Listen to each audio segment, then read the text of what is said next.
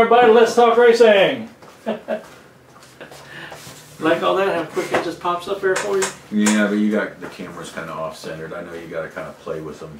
Nah, it's not. Oh no, okay, never mind. Welcome to Let's Talk Racing.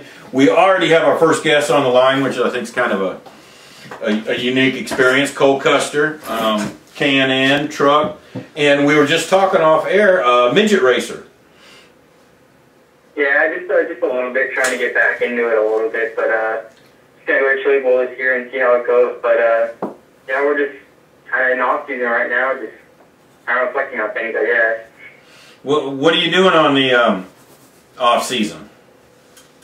Not much right now. I mean, we're getting ready for next year, just building cars and getting stuff set up, but just kind of relaxing, doing school, and just waiting for next 2015 to start. Yeah, where plans for 2015? Everybody kind of wants to hear what's going on. What do you got planned? We're thinking kind of similar things to this year, just kind of probably 10 truck races, and probably just less K&N races, maybe 2 or 3 or something, and then just a couple more ARCA races too, and that'll probably be our season, and we're looking forward to it, pretty much. Talking about, you know, and it sounds like you're going to have a pretty reasonable season this year, but we were just talking off air, going to try to go to the Chili Bowl for the first time. I hope you don't mind if I say that. No, I don't. It doesn't mind me at all. Okay. We won't tell anybody anyway. Yeah. But going down there for the first time, what's that kind of process going to be like?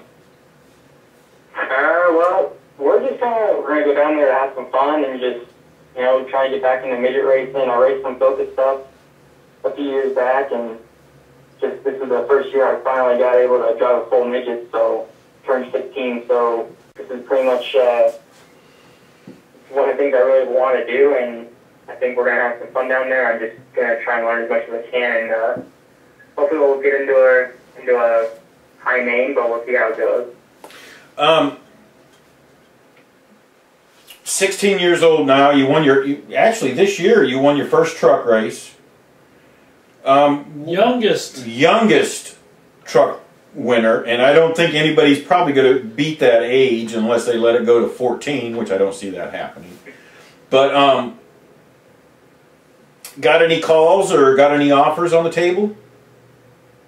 I mean, we're kind of doing, we got a pretty stable deal right now with what we're doing with Gene Hogg and Hog on the Nation and Phil McNamara Racing and what we're doing in K&N. So, I mean, we're not really looking around too much, but we're just trying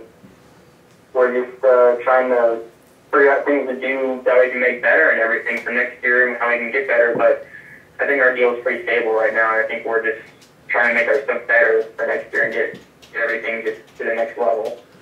Now, how'd your dad feel about all this, Joe? He's been pretty excited. He's been just real happy with how the season turned out, and he's probably more excited than anybody for next year and trying to just win more races and trying to just get better. Was he in the belief that you could pull that off already in the truck races? I don't know. I mean, I guess you'd have to ask him, but I think he had confidence in us that we could do it at the start of the year, and just we had to do everything right through the racing because there's a lot that can go wrong in the truck races with pit stops and just everything that goes into a race. So it's just, I think we just had to get everything right, and that's what resulted in that win. What's we're going to do a few east or west K&N races. I think that we're going to try and just do the road course races in K&N, so probably the one Sonoma race, and then Watkins Glen and VIR maybe in the east. But I think that's pretty much all I got for K&N schedule. Just trying to get some road course experience then, correct? Yeah, pretty much. It's, that's probably one of the younger guys trying to move up. We don't really have that much experience on road courses usually, so you pretty much want to get as much experience as you can. So that's what we're pretty much trying to do. How do you like the road courses? And kind of explain the difference between a road course and an oval. I mean, as a driver, do you set things up in your head and in the car? Do you kind of play things differently when you go from a road course to an oval? I mean, definitely. I mean, I think road course racing, there's a lot of emphasis on braking and just trying to maximize. On ovals, we don't really ever maximize the brake. We always just, we just have to slow it down a little bit to get into the corner and get around. So, I mean, going to the road courses, though, in the hairpin corners and everything, you got to use all the brakes that you have and try and slow it down as fast as possible. So it's just getting used to that and then shifting and just doing everything. I mean, there's fast parts in the road course and slow parts. There's just a lot of things that you can have to learn in road courses because it has so many different variations in one lap. So it's definitely different, and I really liked it so far. I mean, I felt like we had a really good shot to win Canada this year in the truck, and then we got spun in the last 10 laps. But I feel like I've liked the road courses, and I think it's just, you have to just get better to compete with guys in tougher series. Do you like road courses? You're talking a broad range here, from going from midgets and trucks and K&N and road courses. How do you like running the road courses? I mean, I really liked it. I mean, I think I've been real fast there, and on Watkins Glen in the K&N race this year, I felt like we could have won maybe, and truck race I felt like we could have won, and Sonoma we were fast, so I've liked it, but I definitely think that it's a whole other level if you get to the Nationwide Series, the Cup Series. I think those guys really have perfected it, and I think you just have to get to that level. Who has been your mentor on the road courses? Have you got somebody that has kind of stepped up and said, okay, let me help you get these things figured out? Probably the one person that helped me a little bit is Nick Johnson. He's kind of a sports car driver, and we had him help me a couple of times. And usually, other than that, it's kind of just spotters, just trying to do some input and just getting more laps for myself and learning it all myself is one of the big things too. Have you had somebody that's even though it's been you're doing all these things, have you had somebody that's kind of stood beside you and said, hey, let me help you out with this, and who's been your biggest supporter? I'm sure your parents are one of them.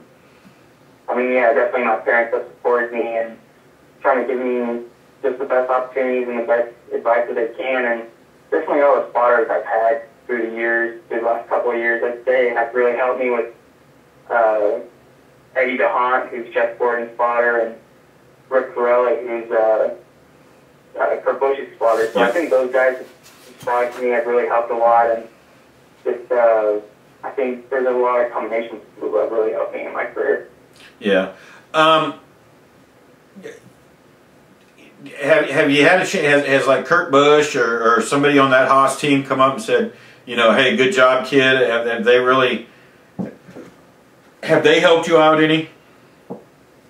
I mean, I try to kind of stay separate a little bit from the Cup guys, just don't want to distract them at all or anything. So I haven't really gone out and talked to Kurt or been really involved in the Cup side that much, but definitely I get congratulations from people at the Cup shop, but I haven't really tried to really be a big impact on the Cup program. Yeah.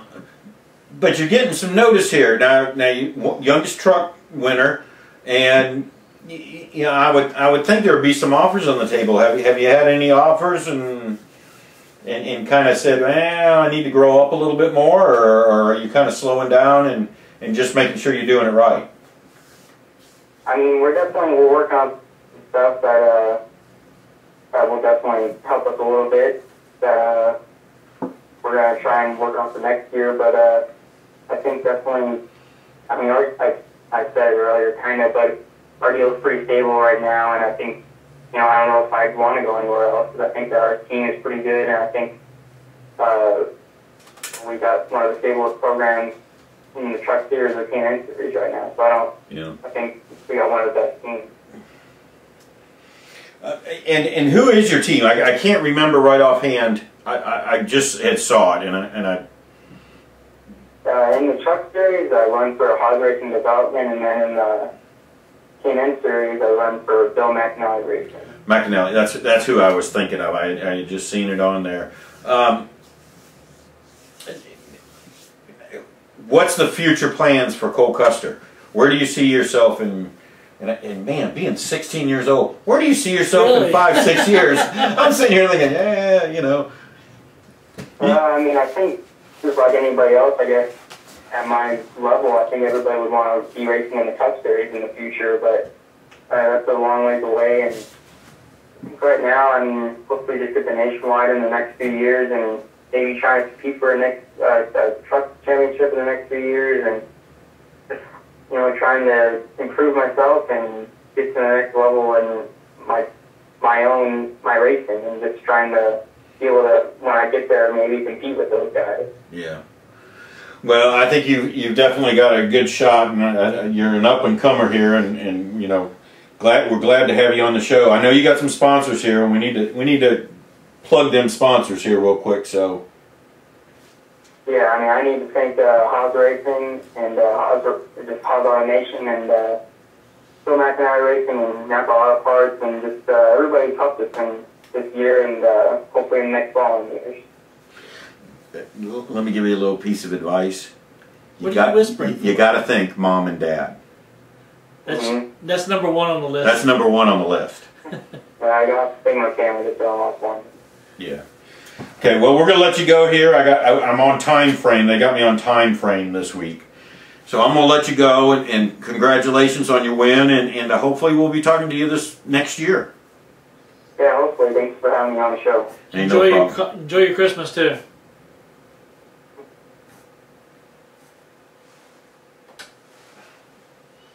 Good little kid. Yes, he is. Now we got to wait maybe a minute and a half for Monte Dutton. And I got to look again. I just saw. And he is a writer, a blogist. And I know I said that wrong. Sorry, everybody out there. You should be ashamed of yourself. I should be. I don't even know what a blogger is. Blogger, that's what I wanted. A novelist, blogger, and all around, looks like he does a little bit of everything. So this ought to be interesting. Wrote several books, you said? Yeah. Blogs about NASCAR, I guess that's what you would say. He's actually done some other writing other than just NASCAR too. Yeah, and that's what I'm looking at, you know. It looks like he does a little bit more than... Make sure that... whether I'm calling him or he's calling us. Oh, we're calling him. Aha. Oh, well.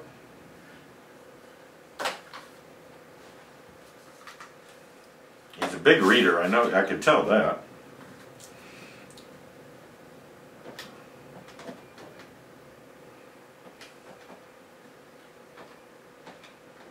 He's into football.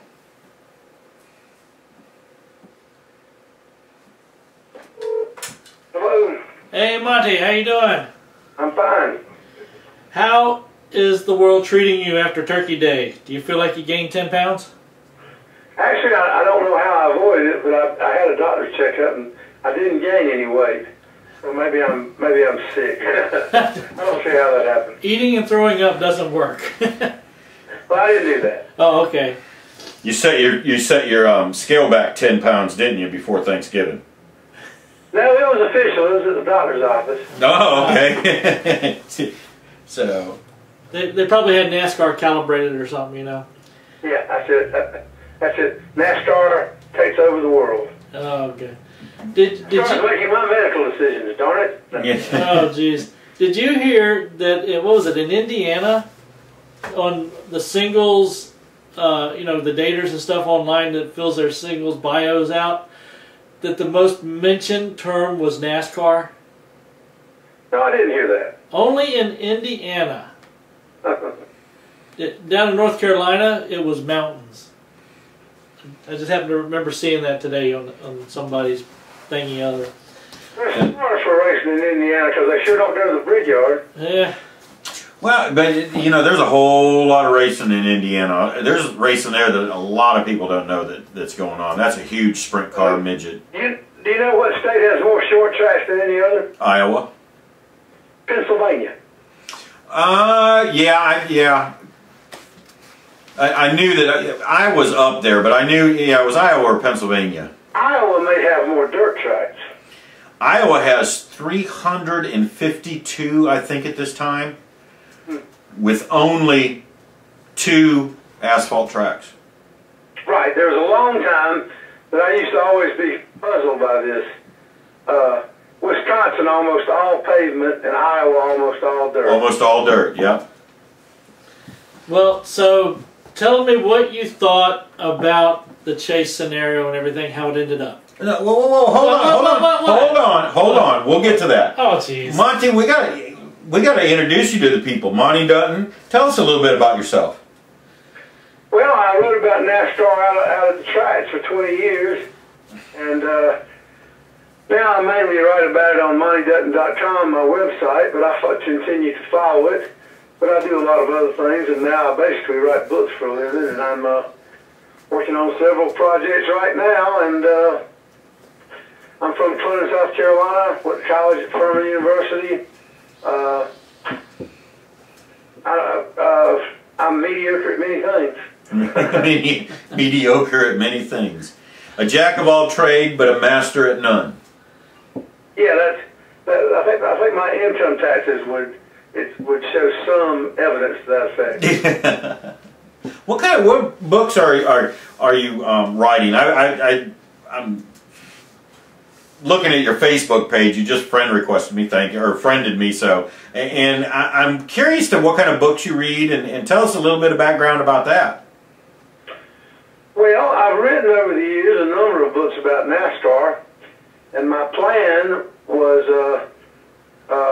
way back 30 years ago. I tried to write a novel, and I couldn't get anybody to look much at it. So my master plan was, I was then a sports writer, but I've followed NASCAR all my life.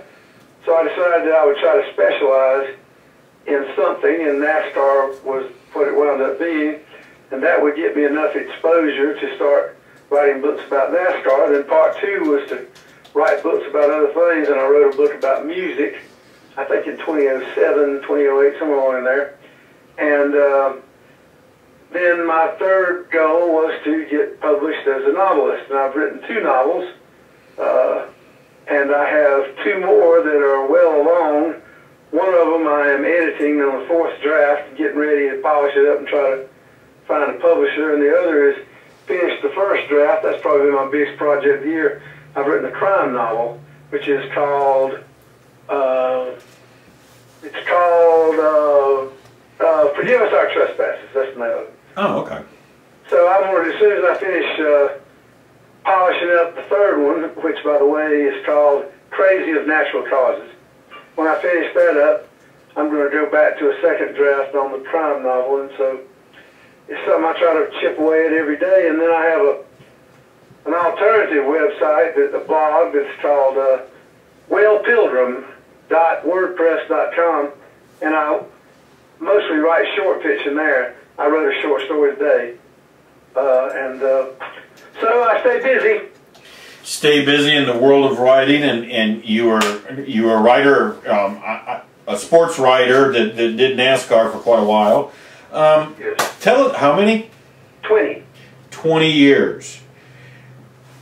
I like asking this, and I've asked Al this, and I'm sure you know who Al Pearce is. Oh, yeah. Al is a great friend. One of my best friends. And we love Al. We really do. I enjoy talking to Al. What, in 20 years that you did the NASCAR, your most memorable moment, what were you there to say, I was there? You know, what's that moment that sticks out in your head? Well, obviously, I think for anybody in the era that I did, the thing that you'll never forget is the day that Dale Earnhardt died. But that wasn't a positive thing. That was an amazing day because it was one of those things where there was so much work to do that I was almost in a trance. And it was kind of like the next day people would say, write something about what I'd written, and I barely remembered it. But of course I remember it. I probably remember it distinctly from now on. But I mean, it was a thing where you just sort of went on autopilot. The same way that Jeff Gordon's first victory at the Coca-Cola 600 in 1994. That was the first time I won an award for a story, and it was a night race on deadline, and yet I just wrote it on deadline, and back in those days there were several editions, and so you'd finish the story, then you'd go back and rewrite it, and I looked back and I basically called the office and said, I don't think I want to change a thing. And so oddly enough, that ended up being the first time I won like first prize for best spot news story. And then the third thing I guess would probably be, despite the fact that everybody in NASCAR immediately hypes the heck out of whatever just happened, I still think that the best chase was between Carl Edwards and Tony Stewart in 2011. And that last race at Homestead was another great memory. And I'm sure, you know, you asked me off the top of my head, I'm sure that if I had time to think, I'd come up with something else, but those are the ones that stick out. Stick out in your mind. And you're right, that was probably the best chase race that we've ever seen. I think the only one that, to me, that's second, or these two would be tied. 1992. Alan Quickie. That's right. Yeah. To me, those were, and they're neck and neck. They both had a lot of drama. They had a lot of anticipation onto what was going to happen. It could have gone either way. I think this year we kind of saw what Kevin Harvick was going to do. We knew what he had to win to do it. And it just wasn't as, it was exciting, but it wasn't as exciting as the Tony, Carl Edwards, and the Alan Quickie, in my opinion. It was extremely exciting, but it was also extremely contrived. In 1992, there wasn't a chase, and the thing that you ought to remember is, in 1992, Bill Elliott did win the race. If he had led one more lap, he would have been a champion. He would have been a champion, yeah, exactly. You know, and that one did come down to the wire. Yeah, that's right. Yeah. But the Tony Stewart, Carl Edwards, yes, and I thought the banter between the two was great. I think it added the right hype to the whole situation. It is, and I agree with you. That's one of my favorite moments. Personal, and we've talked about the races and all that. Any personal memories out there? You know, you ran into somebody. Is there something out there that sticks in your head about? And then we're going to talk about this year's chase. I promise you, we'll get to it. But is there anything in there that really sticks out, you know, where, you know, hey, I bumped into this guy in the bathroom, or, you know, I don't go into that, but you know what I mean?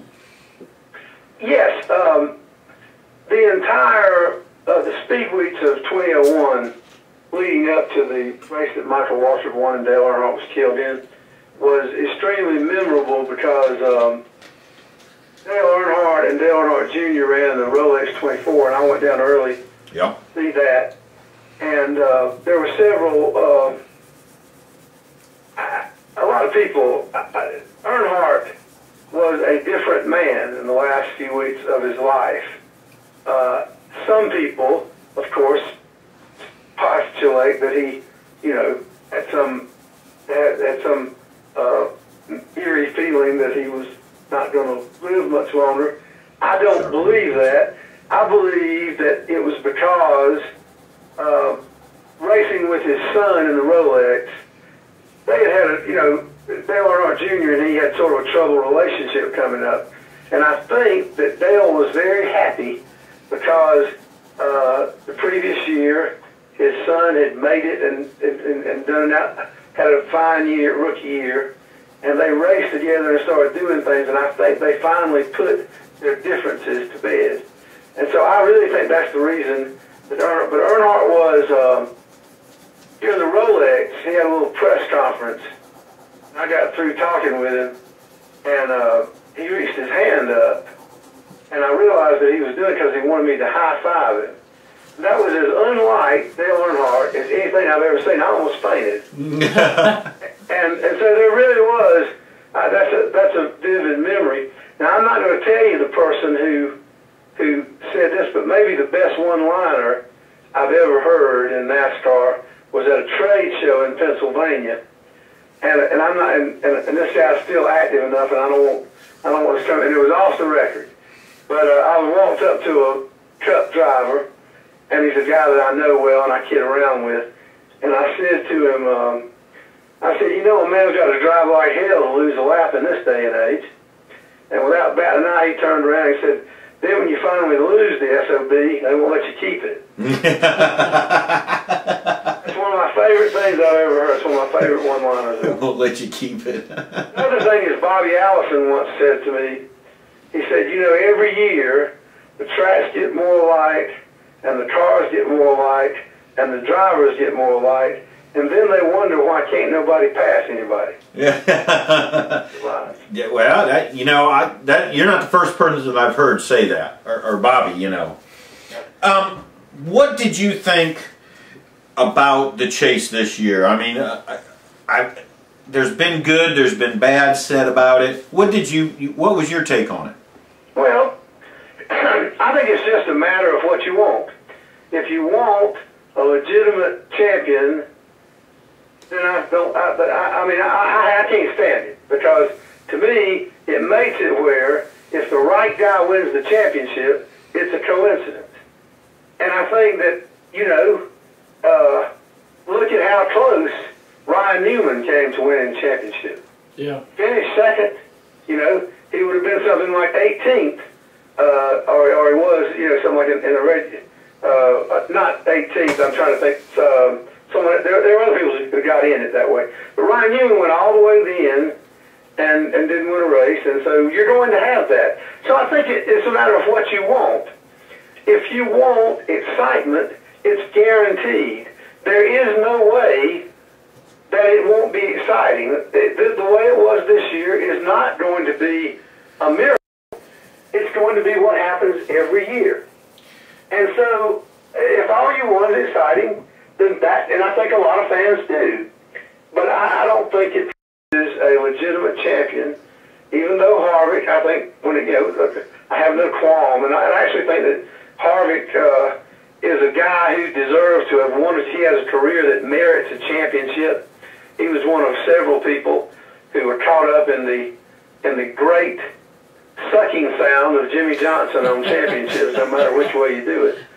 So I think his career is very deserving of a championship, and I think that he won it the right way. When the going got tough, the tough got going, it was he.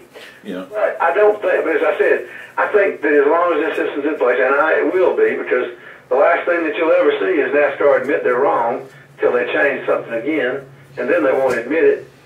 But I don't think, I don't like it, and I never will like it. As far as that goes, I wasn't that fond of the chase from the very beginning, and it's here to stay, and I'll deal with it. And I still like racing a lot, but I don't like it as much. And it always bothers me when people say, well, you know, if you don't like this chase, buddy, you just need to get out. That's like saying if the election didn't come out to please you, you should move to Australia. I don't speak for a soul but myself. Yeah. I'm clinging to my right to evaluate things based on what I think, not what the polls say, not what the ratings say, not what the attendance says. Although the attendance and ratings aren't the best evidence you could use for it. Do you think that take the chase out of it and take everything else out of it? Do you think the racing is still exciting? It's the same as the chase.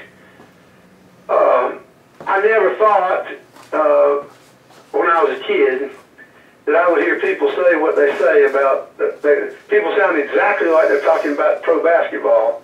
They basically say that all you need to do is watch the last few laps. And I get really tired about the endless comparing of apples and oranges, because when people say, hey, listen, don't tell me about the races not being good, because back in 1970, somebody, David Pearce won at Darlington by 8 laps. I got news for you. If these rules were in place in 1975, nobody would lap the field either. Right. There are times now when someone would lap the field. Yep. So I just wrote that this week. I just wrote this week, and I actually, even though it occurred to me, I kind of said, well, I'll let it slide. But one of the things that I would do is that everybody talks about how wonderful it was when they started having double file restarts and they put the whole field in the order of running order. And it used to be, of course, number one, it's a misnomer. They always had double file restarts. It's just one of the lines of people that were a lap down. Exactly. If that was the case, yeah. then you had a fighting chance. If you had a guy like, say, if it were Brad Keselowski now and he had a tire go down and he lost a lap, you know, those guys were on the inside line. And actually, I'm telling you, one of the most exciting things in racing back in those days was when Dale Earnhardt got a lap down, you know. Oh, yeah, because he was fighting to get it back. Really good racing from guys who were trying to race their way on the lead lap. But when they made it where all those guys were in the back of the field, they made it impossible to pick up, to race your way back on the lead lap. So they had first, people always talk about the lucky dog rule, you know, the free pass. That's nothing. But what happens now is that wave around where if the leader doesn't pit. Yeah. By the way, when those rules were first announced, the way that was run was that everybody up front had to pit. And then I actually, right off the bat, wrote a column in which I said, well, what you're going to have is you're going to have a sacrificial lamb. If there's somebody that nobody wants back on the lead lap, one of these multi-car teams is going to have somebody take one for the team, stay out on the track, and block the wave around. Yeah. So they quickly claimed that they didn't, but they actually just started taking the rule and reading it a different way. So now, sometimes, there's just nothing right about the fact that there's 8 people on the lead lap at the halfway mark, and there's 27 at the end of the race. Yeah, exactly. You have contrived mayhem at the end of the races. And it's just like the season. It's going to have, every race is going to have a jam-up finish, whether by debris, wave arounds, or there's going to be there's like lunatics. Yeah. The end. But I mean, you know, it's I can't tell you how ridiculous that is to me. But what they did is when they found out they basically made it, there wasn't any way you get a leap out, they had to come up with a contrived way to do it. But, you know, for 20 years just about, no, not 20 years, maybe 15, I started using the term socialized racing for the changes in the sport. I still think that's the case. That's the case. Hey, Monty, are you going to be free next Wednesday? Al's going to be in the shop here with us next Wednesday. Well, I believe so. I've got my little date book right off the bat. Well, I tell you what, you pencil in a whole 45 minutes because we're just going to turn you loose, you and Al loose, from 7 to 7:45 next week. How's that? On Wednesday night next week? Yep. All right. And I'm going to just sit back and listen to this. This is going to be good. Hey, the only thing I agree with you, and I will say when you said that everybody's saying that racing is boring and they only watch the beginning and the end, Michigan's the only track I will do that to. I love to sit. There's not another track out there that's not exciting. And if they don't understand Daytona, they got to learn something. Well, I believe that you've raised expectations. Yeah. All these commercials that make it look like there's a wreck, 3 wrecks on every lap, and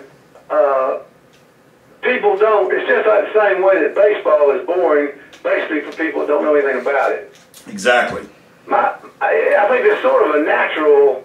It's sort of a natural development because if you gin up things, people at some level, someone in NASCAR has to realize that if you trick up every race into a classic, it means there's no such thing as a classic. Well, you know, here's how I feel, and this is how I feel about like professional baseball. I want to go see the game live because you get so much more out of it than what TV can show you. And a lot of times racing's that way too. You catch more being at the track than you do than what you see on TV.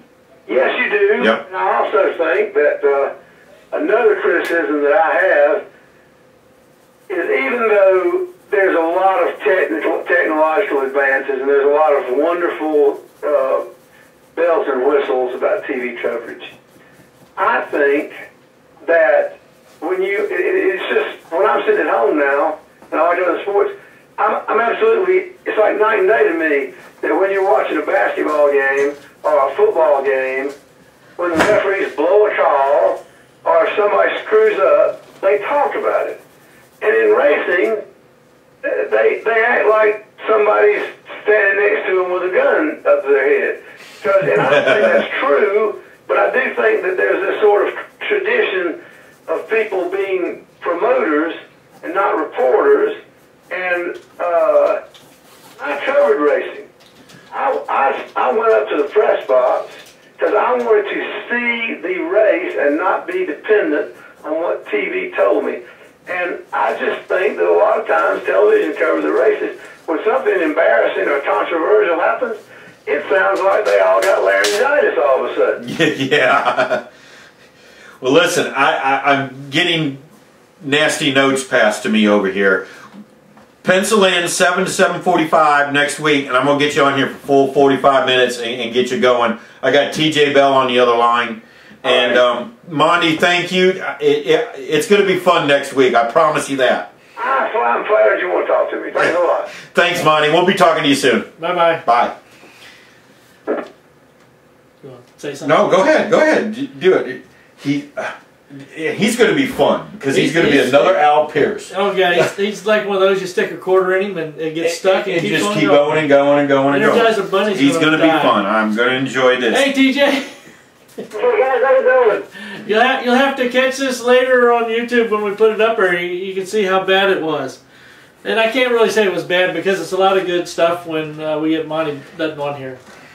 Yeah, yeah. TJ Bell, race driver extraordinaire. Clothing extraordinaire too, correct? Yeah, I've been working on that quite a bit. So, how's it going? Have you got it anywhere? I mean, I know it's a slow process, but Yeah, no, it's a rebuilding process for sure because I had it out west and we were doing really well out west in a lot of skate shops, moto shops, and boutiques, and North Carolina style's a little bit different. It's slowly coming around and they're starting to take on the Defiant stuff. So we're getting there. People are starting to wear it, and the website's up and going, defiantclothing.com, and yeah, we're getting there, that's for sure. But it's definitely a lot slower process than anything I'm used to doing. take your time, be patient. That picture right there. Which one? That one? No. That one? Oh, no. Next one. Very last one. Why did you say the last? Hit it. I want to see it. He's showing me new technology. I haven't been on the show in about 2 years, TJ, so I'm getting used to all this new and latest gadgets, and it just confuses me. Okay. Yeah. You went and did some truck racing this year, right? And some nationwide. Yeah, a little bit of both. So it was a good year, it's a fun year.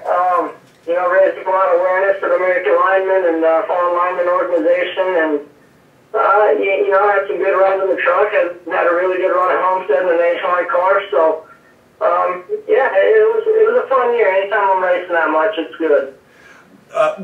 Do you got any plans for next year? Have you got anything on the books yet that you're going to do? Nothing solid. Obviously there's a lot of talks, and the good run in the nationwide car helped out a bunch there, and there's always truck stuff out there. I think I'm getting to be one of the veterans, I guess, and so people are talking about helping young kids out and doing stuff like that. So we're working on that kind of stuff. Go back up. Did you run a Dan Weldon truck? I ran a Dan Weldon car the weekend after he died at Talladega. It was a 77. We missed the race. It was a cup car for TRG. They kind of threw it together at last minute, and it was actually one of the hardest things I've done in a long, long time.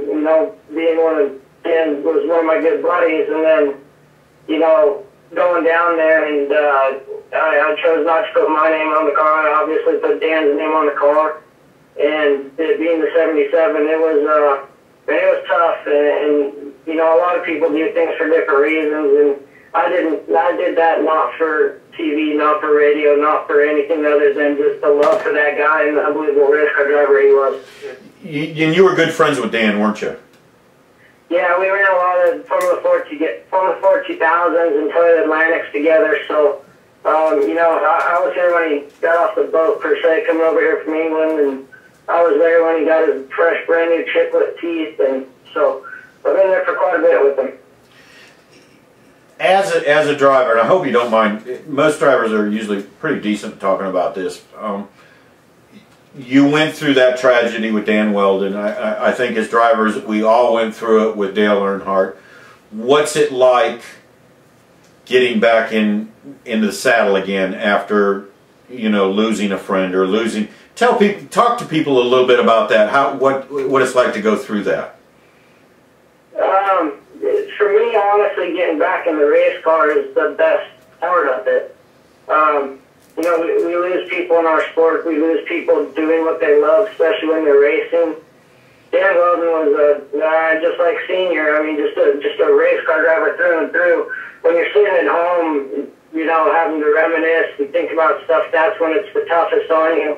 When you get to get in your element, in your cockpit, and do what you love and the person that you lost loved to do, it almost brings you a little bit of peace because you know that you're doing what both of you love to do. So to me, that was the easiest part. It was the talking about it, you know, the day of it, and all the phone calls, and you know, especially right after the accident happened, when people were calling me, because I didn't even get to see it on TV. And when my mom calls me and she's in tears saying, "Hey, you need to get to a TV and watch this," that I know it's pretty bad. Yeah, and he's a young, you know, it's like Leffler, you know, gone too soon. You know, these guys have a lot of potential. Let's get back to a positive note, though. Let's talk about TJ Bell again. I'm sorry, I wanted to ask someone that, you know, just because of that.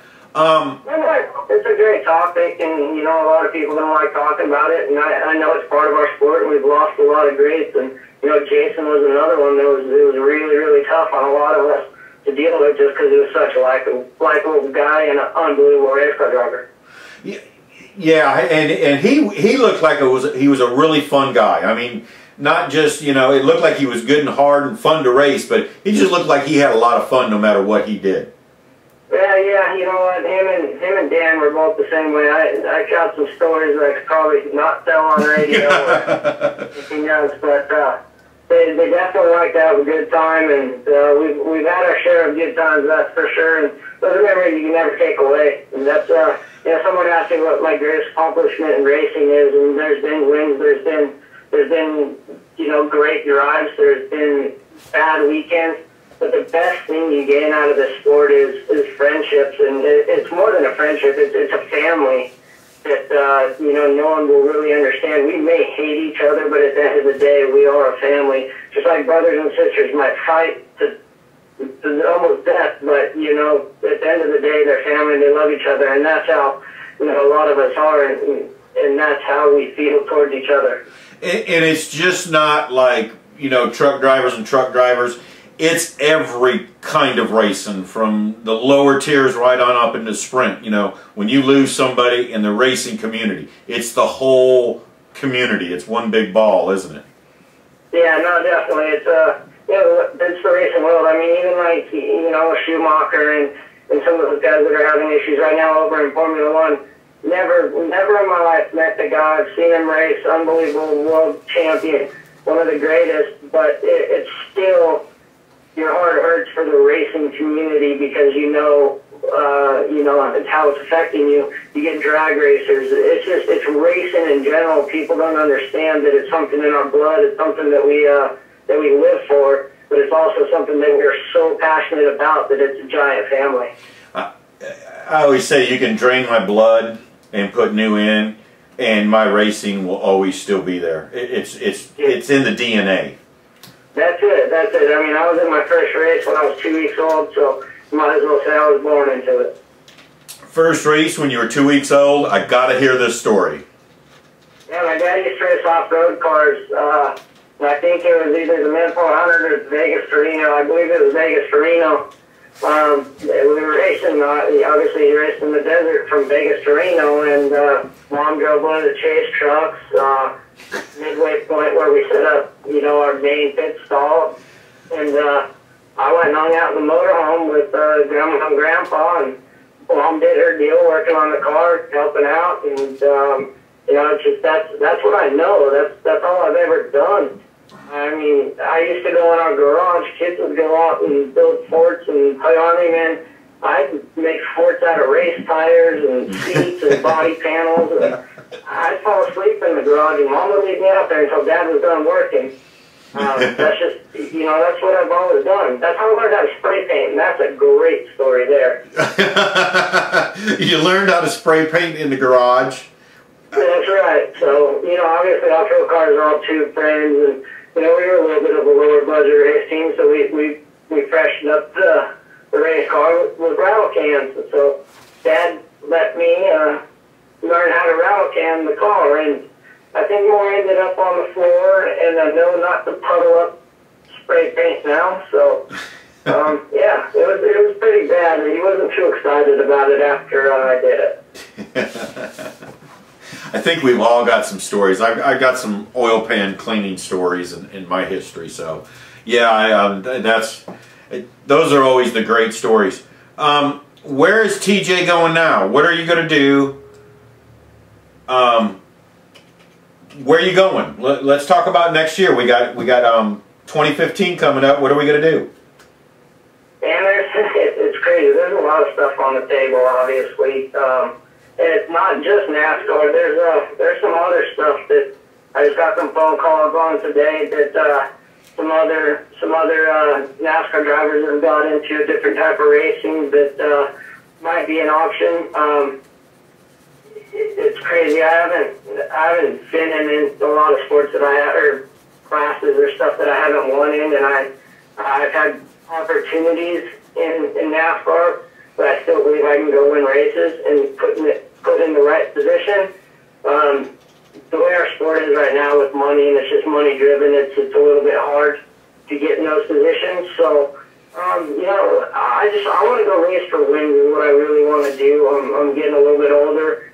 I still am passionate about racing. I still work out probably harder than I did when I was younger to be the best I can in the race car. But at the end of the day, I'm ready to go race for wins and put myself in a position to be able to race for wins.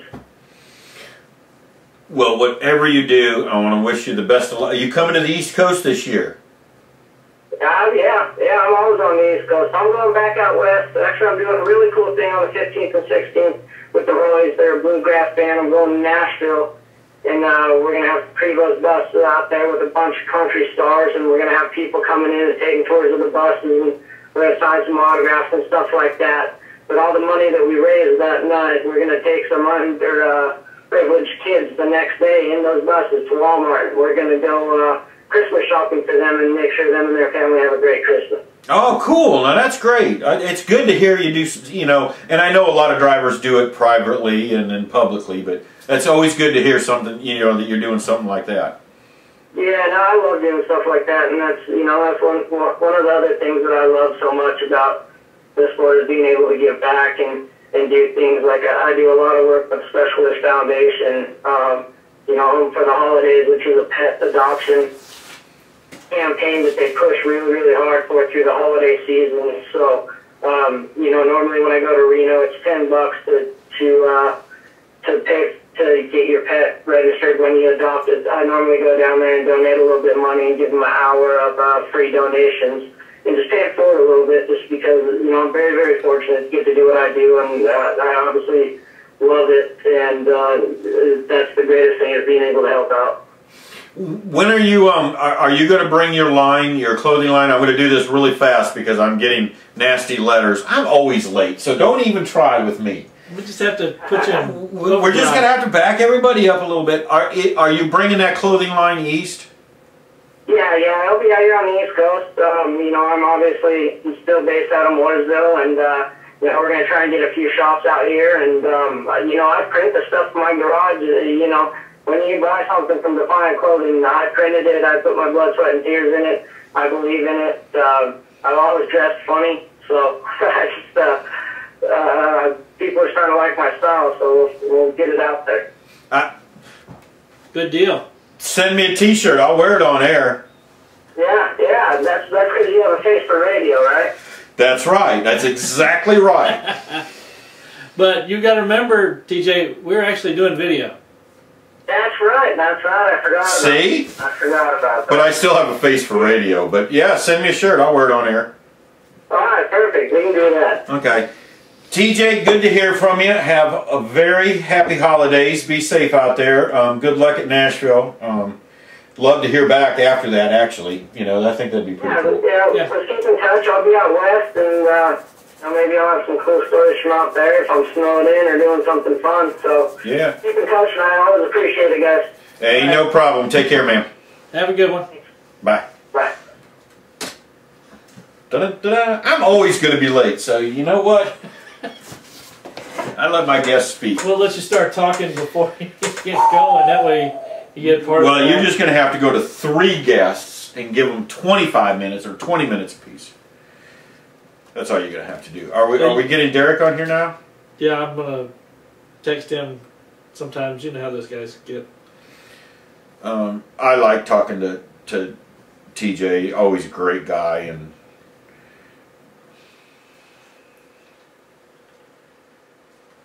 oh boy, and you're putting stuff on Facebook. Yeah. Okay.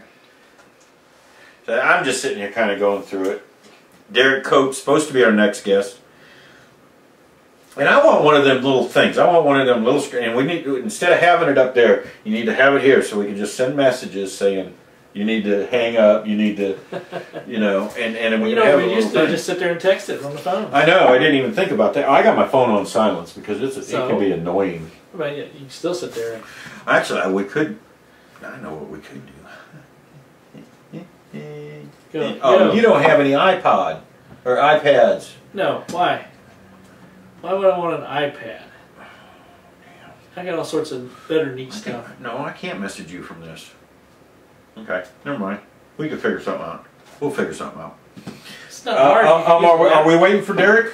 Well, is what we're doing? Just send him a text.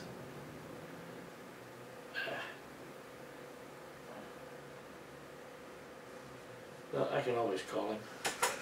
We'll give him a call. See if he'll call. While you're doing that, I'm going to check my mail here.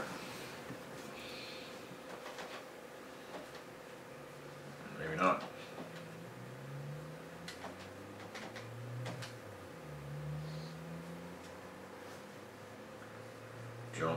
John.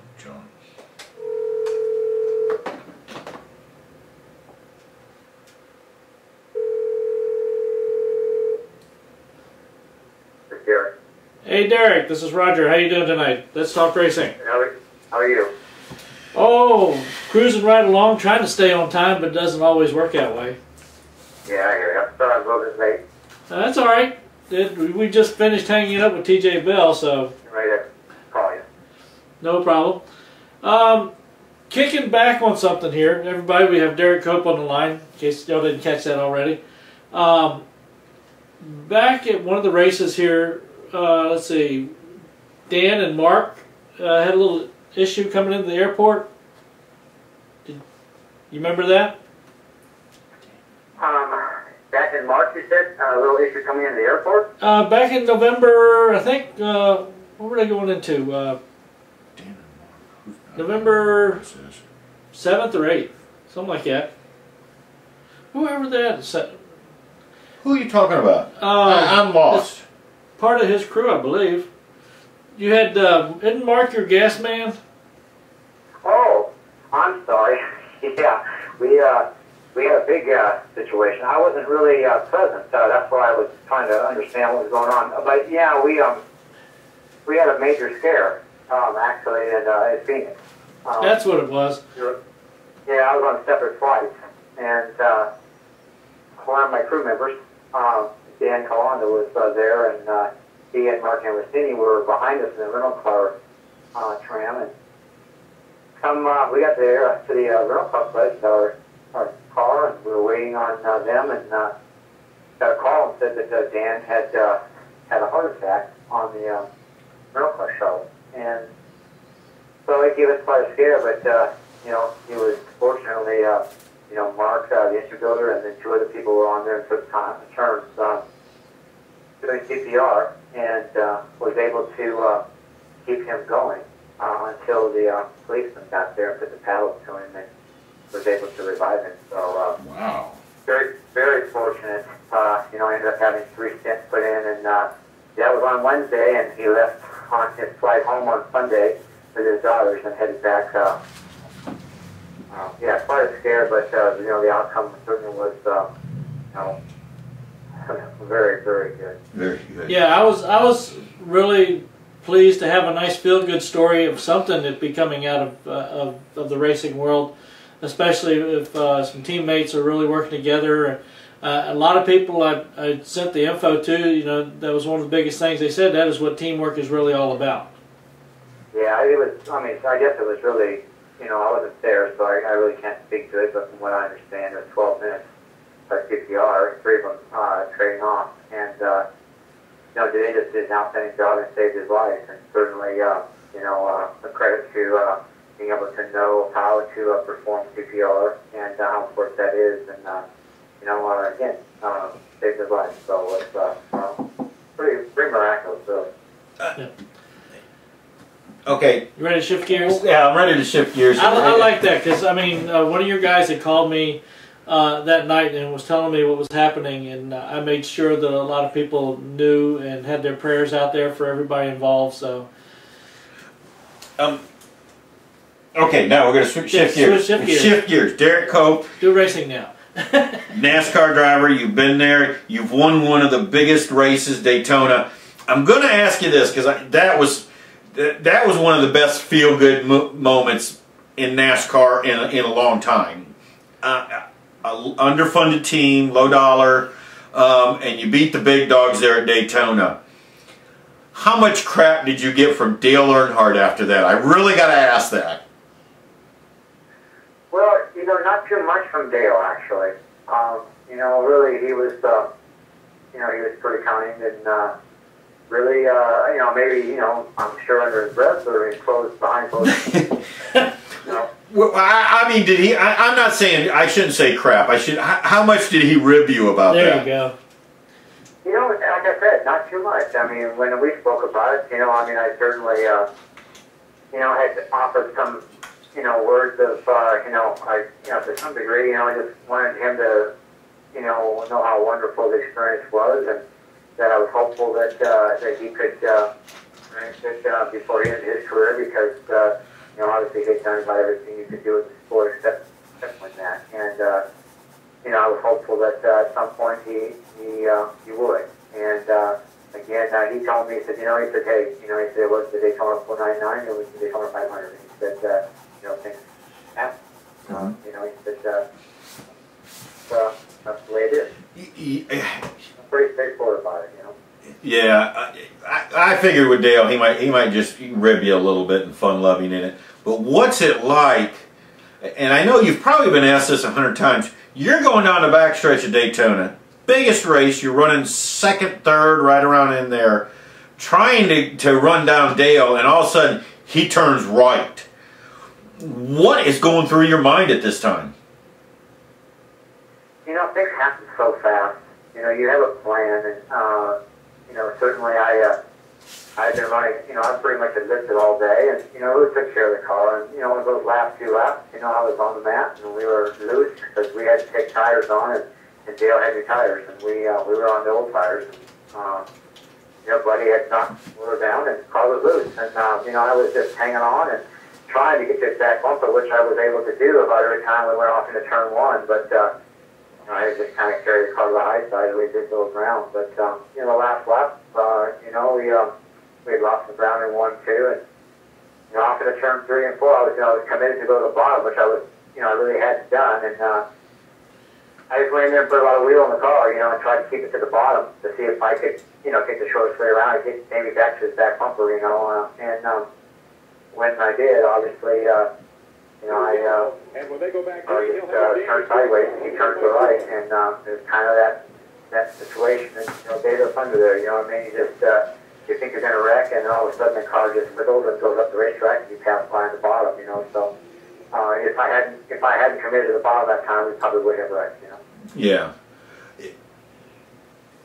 You actually came from a road, if I remember correctly, and I'm going off the top of my head. I didn't do my research. I kind of got caught off guard on coming in tonight. You came from a road racing background, correct? No, not actually. I came from just a local short tracks in the late model sportsman division, which at that time in the early 80s was very unique, and it was, steel-bodied Winston West type cars.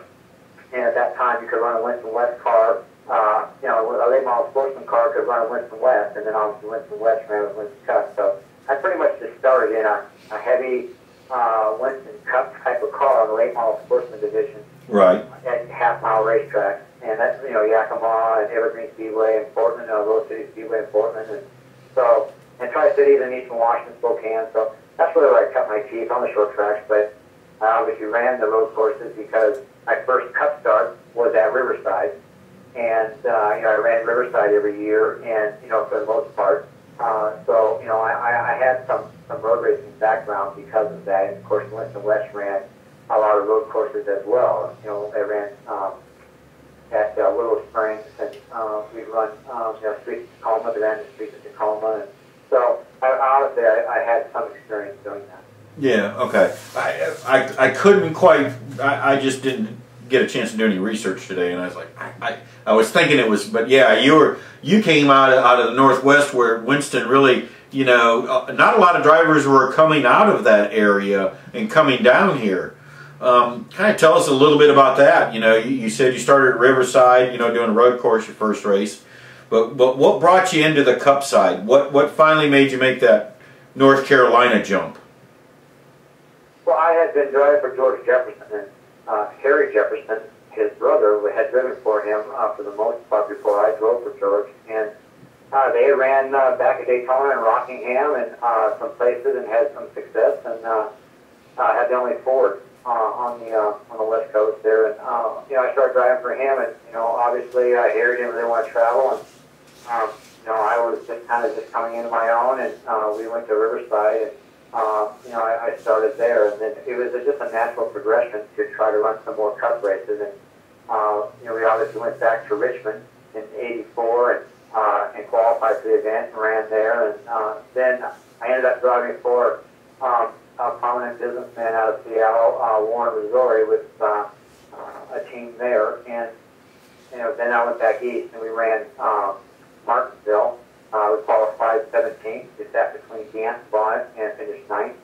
And I had some modest success with that, and then ended up going back to the West Coast, and then turned around and came back in '87. And at that point, I stayed. But once I had a taste of the Cup Series, and when I gone back east, I really felt like that that's where I wanted to be, and where I felt like that I could be competitive and cut my teeth there and become a stable fixture in the sport. And fortunately enough, I had some people believe in me along the way, and we were able to do that. You've been and you're still running these new cars, but you were there in the old days when you could, you still tweak the bodies a little bit. We're actually sitting here watching the 1990 Daytona 500, and the difference between then and now, in the cars, as a driver, kind of which one do you prefer? First of all, do you like the older styles, or do you like the new style, the COT cars, or what's your feeling on these cars of these days? Well, I think it's like anything. There's just a natural progression. For things to change, and I enjoyed driving those cars back then. They were unique to themselves, and they were hard to drive, and we didn't have a lot of the downforce that we have today. I mean, obviously there's a lot of air going underneath the cars because there was bumpers instead of air dams, and there were secondary air dams, and that's what created a little bit of downforce. But a lot of air going underneath the cars, and the cars weren't as aero dependent as they are now. And we ran bias high tires for the most part. So, and no spoiler. We ran. I remember, going to Daytona and and running 4 degrees of spoiler. Where the cars were just, pretty evil, through the trials, and now we got 70 degrees of spoiler. So, the balance of the cars have changed over the years, and of course tires, make a big difference with that as well. But, we still went pretty fast, we were going like, I went 202 and a half, 206 at Talladega, as a young kid with coming from straight off of a half-mile racetrack. So, you know, they were fast and equally as fast now, but, you know, obviously just a whole different sense of grip.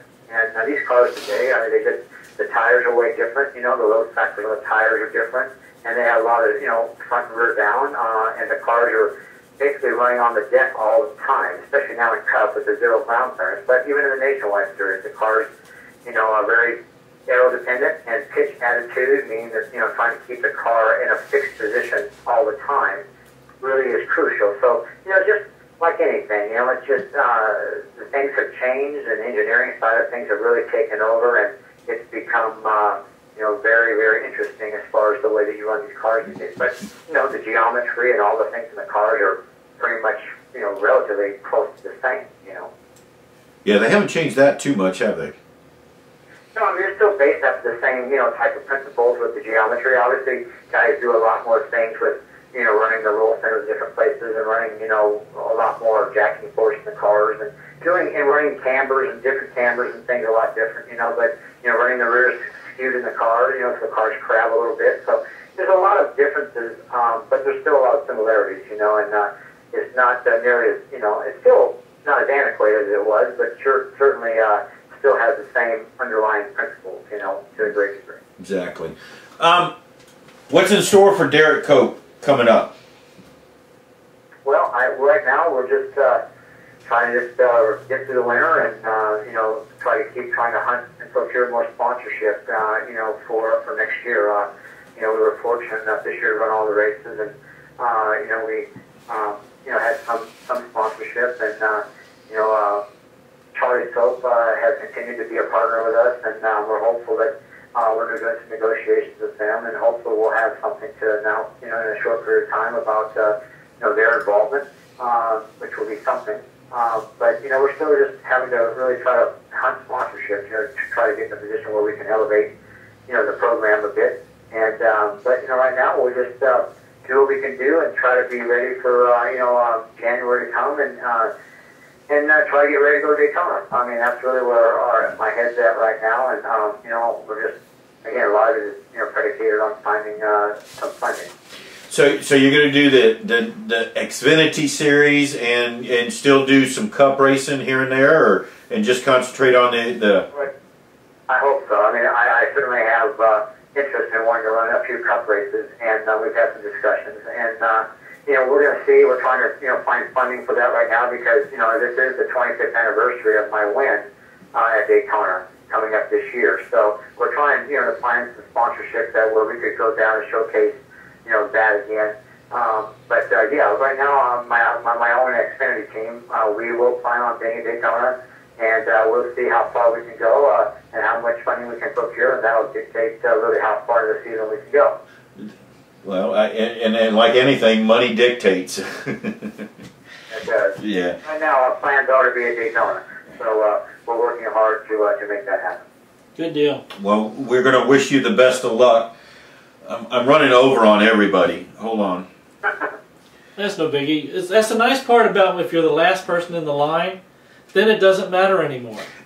You know, I'm going to ask you this. The car that you won the Daytona, and they didn't do it back then, but they're doing it now. They're sticking it into the museum for the year down there. Do you still, is that car still around?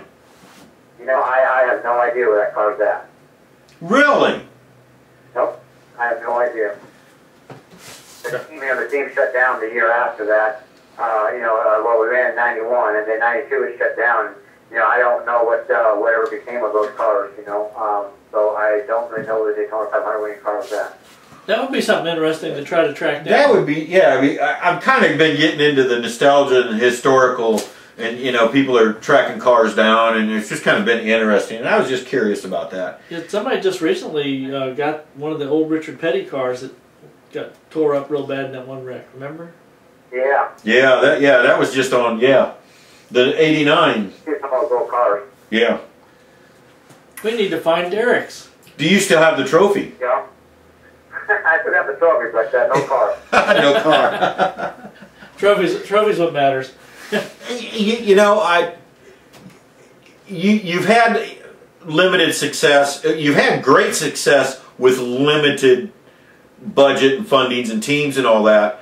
But what has been, you know, I know you could probably say the Daytona 500, but if we took that out, what do you feel like is your greatest accomplishment in NASCAR, I guess?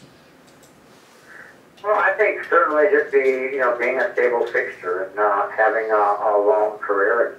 And, I think being able to still have access to the sport, and I think that's the key. I think that's what I'm proudest of. I think is that I've worked with a lot of great people, and I've enjoyed myself over a long period of time. And obviously, I won, in pretty much all the series that I really participated in. Other than the trucks, but I think I've had a good career. Obviously, you always want to win more, or win championships. But I got to drive GTP cars and 24 Hours Daytona and open cockpit Lolas and Ferraris, and so you really just have to feel blessed that you've had the opportunity to showcase your potential on the big stage, be at the highest level in the sport at a time I think when the sport was really in its heyday and really had a great deal of notoriety, and I think that you couldn't. I raced against all the greats.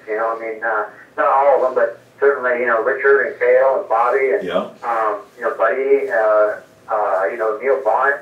I got to race against a lot of those great drivers, and Tim Richmond, and I've been on that same stage, and I've won against them. So I guess all in all, it's very gratifying, for me personally, to have come up that era and that time, and then get to drive for Bobby and Cale. So just a wonderful, wonderful way to have your career go. So I couldn't be prouder and more happy about it.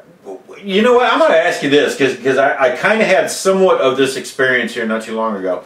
What's it like to walk into a racetrack and just know what the history is and know that you're going to get to drive there and you're going to get to compete?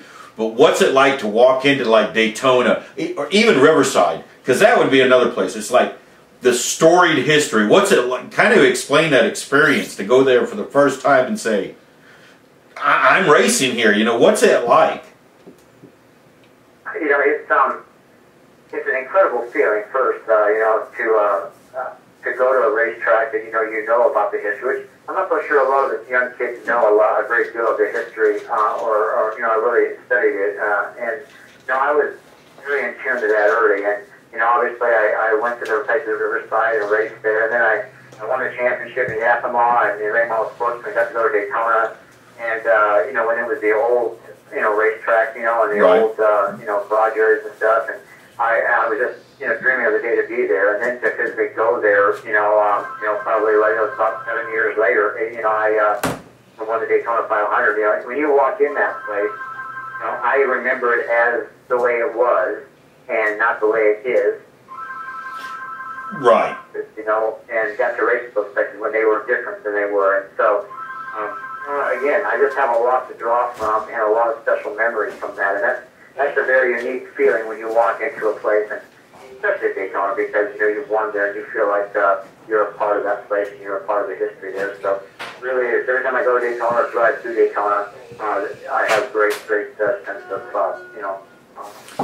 gratification and a sense of excitement.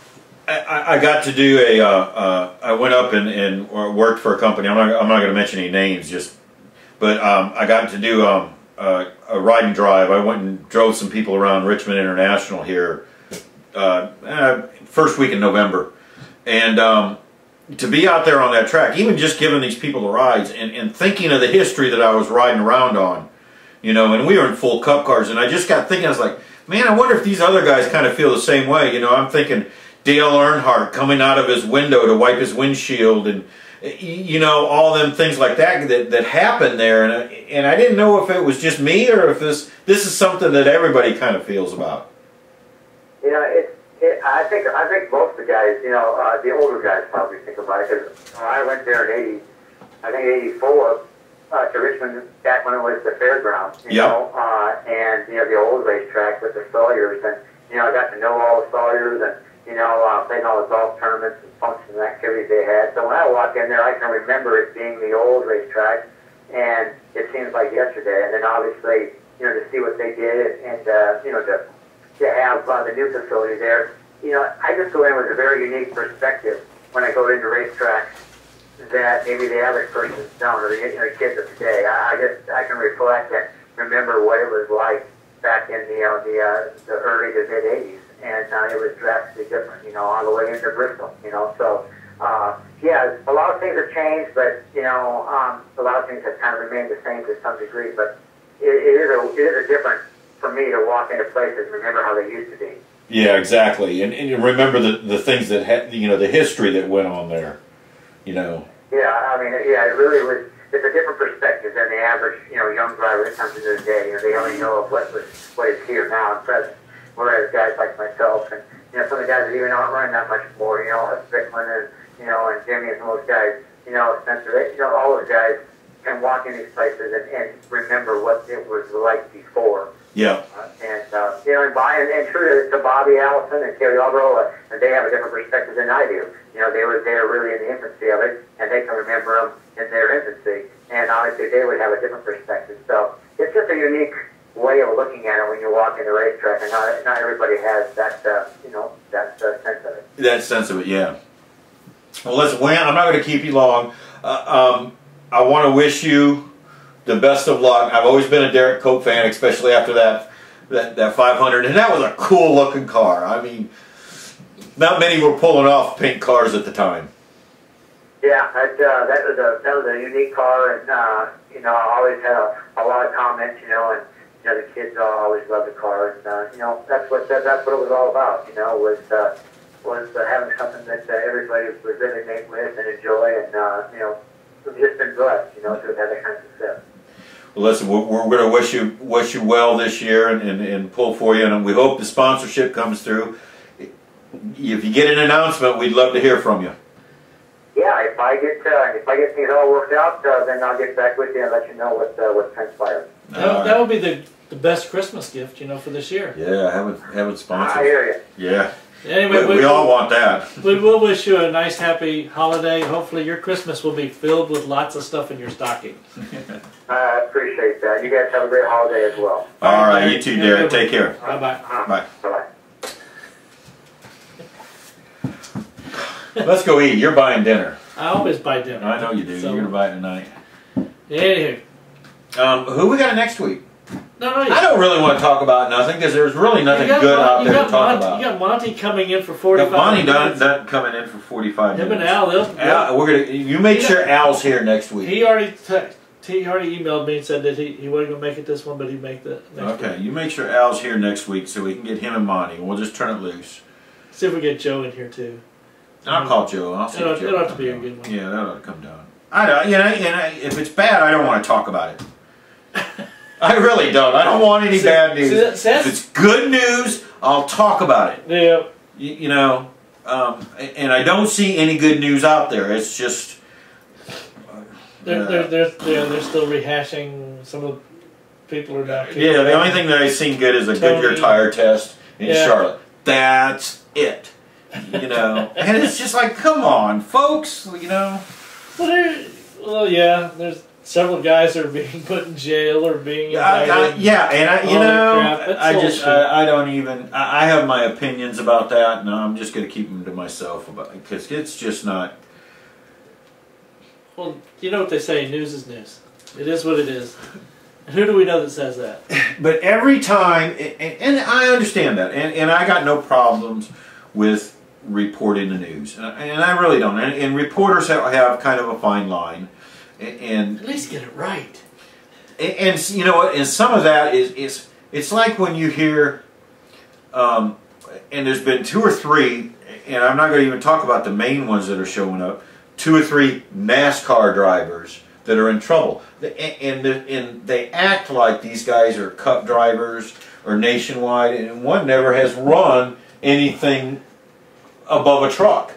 Yeah, their names. A couple of them I didn't even recognize. And it's just, well, I did. I recognize both of them, but they act like that. It's just get it right. That's all I ask. They just got to have something to report. Yeah, just get it right, please. And I'm not knocking the press. I understand that there are mistakes going to be made, but Get it right. 2 minutes. Jesus. Anyway, we'll catch everybody next week on Let's Talk Racing. Good night, everybody. See ya!